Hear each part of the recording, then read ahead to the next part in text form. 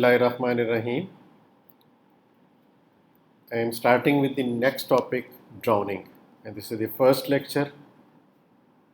And drowning is a form of asphyxial death in which the access of air to the lungs is prevented by submersion of body in water or any other fluid medium. So, why it is grouped under asphyxial death? Because the respiratory passages, they are filled with water or the fluid which has been inhaled in, and the air in the respiratory passages is replaced by the fluid, water or any other fluid. Hence the respiratory process, that is exchange of oxygen and carbon dioxide, will not take place. That's why it is classed under asphyxial death.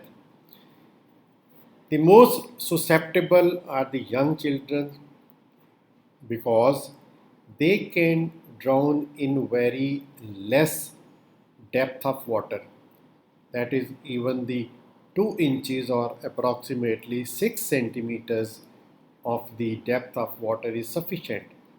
That means the water which is sufficient to occlude the external respiratory orifices through which the air enters, the nose and the mouth, if they are submerged in fluid or the water, so that means only that much amount of fluid is required which occludes the respiratory passages, and through them the fluid or the water will be inhaled.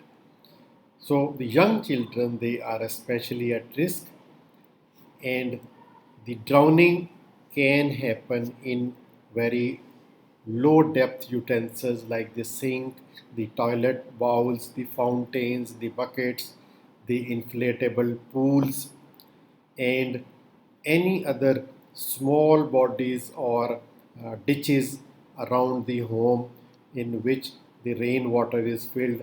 So there are lot many places there where these accidental uh, drowning can take place, and especially the children are at risk. So this is important that the complete submersion is not necessary. ये ज़रूरी नहीं है कि body पूरी body पानी के अंदर डूब जाए. दैट मच अमाउंट ओनली, उतनी मकदार जो कि नोज़ और माउथ को ब्लॉक कर दे, that is sufficient. So only the sufficient fluid which covers the nostrils and the mouth, that is required. For example, sometimes the unconscious person with head injuries, epileptics, alcoholic, they fall in low depth of water and they drown themselves by burying their nose and mouth in the fluid. They can bury their nostrils and the mouth lying prone, उल्टा गिर जाते हैं और sir नीचे की तरफ होता है, और they drown themselves. So drowning is defined as the respiratory impairment as a result of being in or under water. And this is very painful, and once the individual is in the water, the average time is approximately 30 to 60 seconds, during which the person gets rid of the air which is present in the respiratory passages. And then after that, he unintentionally inhales or breathe in water.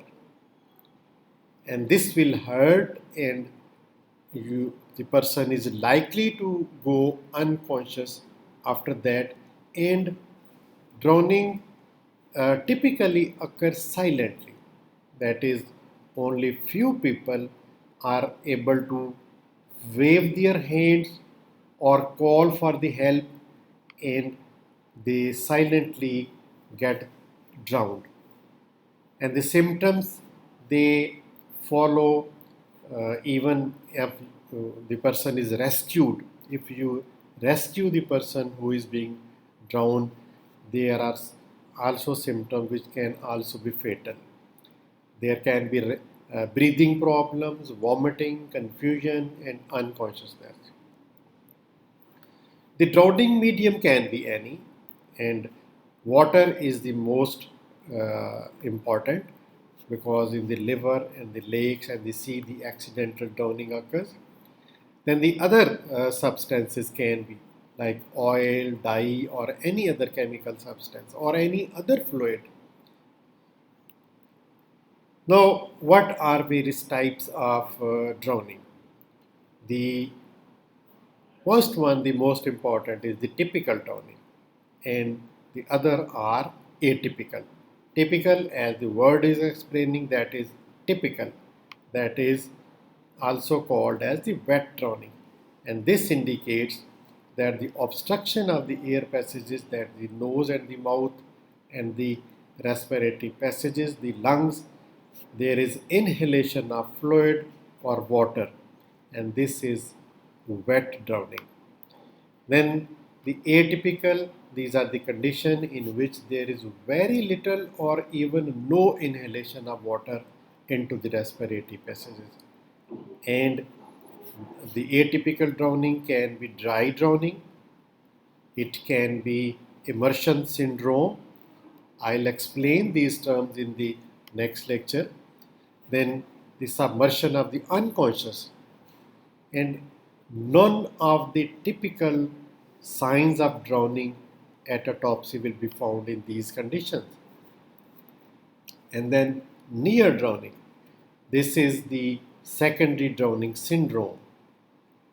These were the types of drowning, and thank you very much. This was all about the first lecture.